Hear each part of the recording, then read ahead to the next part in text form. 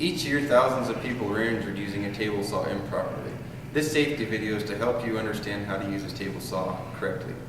First of all, when you approach the saw, you want to make sure that you have a couple of items for safety equipment. You want to make sure that you have a good pair of safety glasses to use and a good pair of hearing protection. You want to make sure that the area around the saw is clean and free of scraps, dust, and clutter.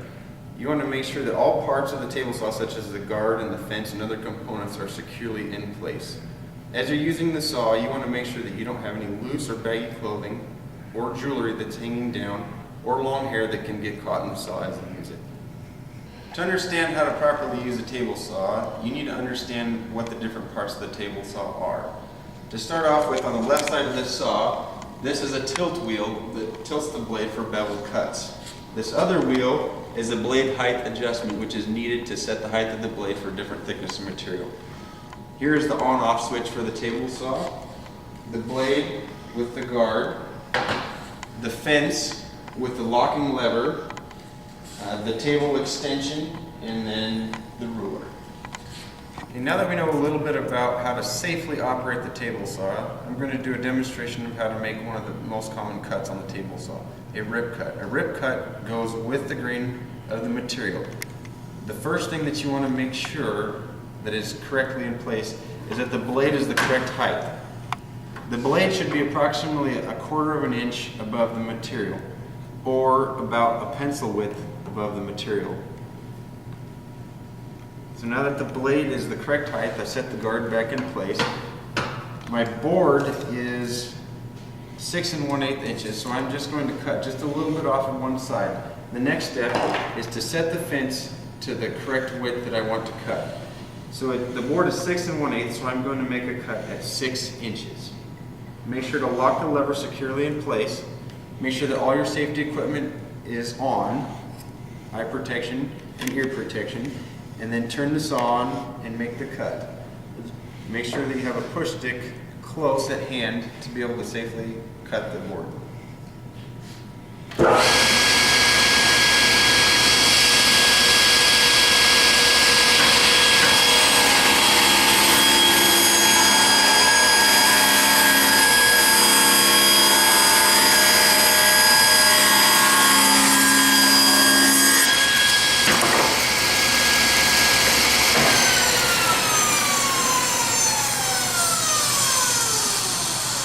Now I'm going to do a cross cut, which is another common cut that the table saw is used for.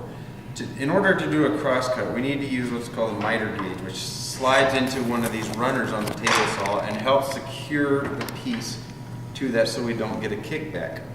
We don't want to butt that up against the fence, because if we butt that all the way up against the fence, we'll have a piece that's stuck between the fence and the blade, which could cause a kickback. So we're going to cut off just a little bit of the end of this.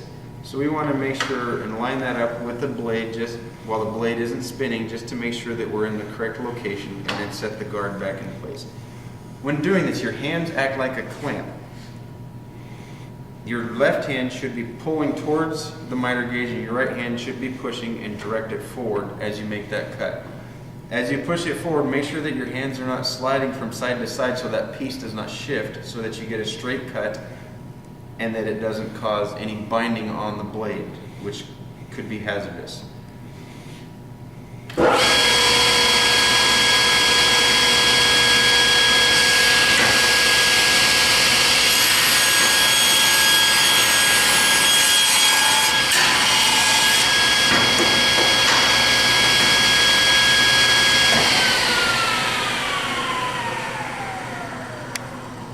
You'll notice as I pushed that through, when I brought it back, I pulled the board out to the left so that it didn't slide along the blade, and it was clear of the blade, which is a safe practice. Now I'm going to show you how to safely make a bevel cut with the table saw. This is another common cut that the table saw is capable of doing. In order to set this up, we have to tilt the wheel on the table saw, which is found on the left, and we're going to tilt this for this demonstration to 20 degrees. So as I'm turning that, you can see here that the blade is turning over to 20 degrees. And the guard allows us to make that cut as well. The guard turns with the blade. Now that I have that set up, I need to make sure that the fence is in place to be able to cut off some of this material. So I'm going to slide the fence over so that I'm able to cut a little bit of that board off to show you how this is done. Make sure that the guard is back in place, that your push stick is close by, and that you have all of your safety equipment such as your safety glasses and your ear protection.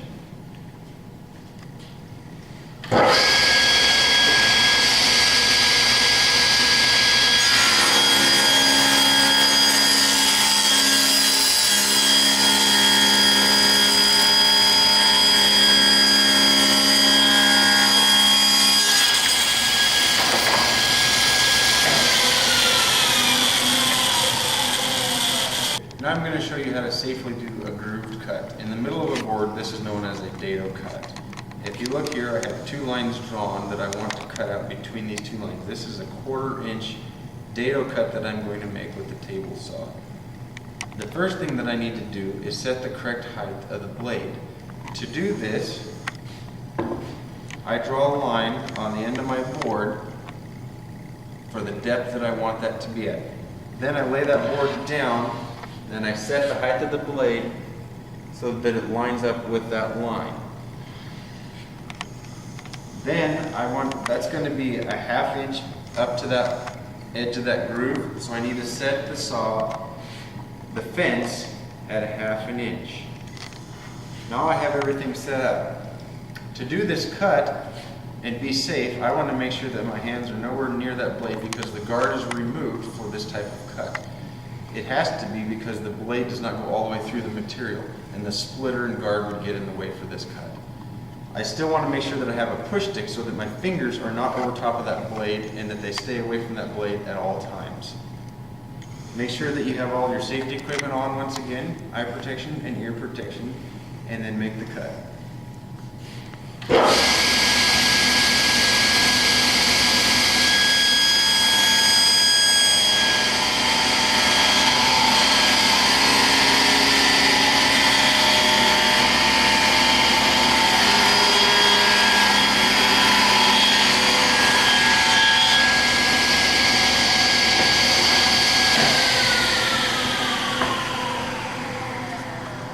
You can see that I only have a 1/8 of an inch wide cut because the blade is only 1/8 of an inch wide, which I want a 1/4 inch wide cut. So to do that, I have to set the fence over a little bit to offset to cut another 1/8 inch groove.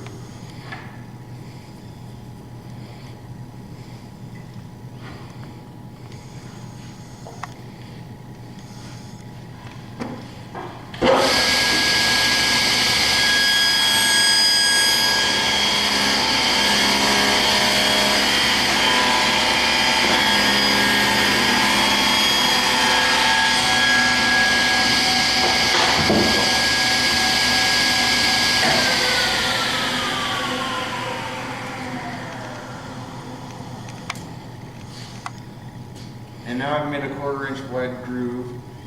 I've made sure to use my push stick, have my safety protection in place, and kept my hands clear of the blade.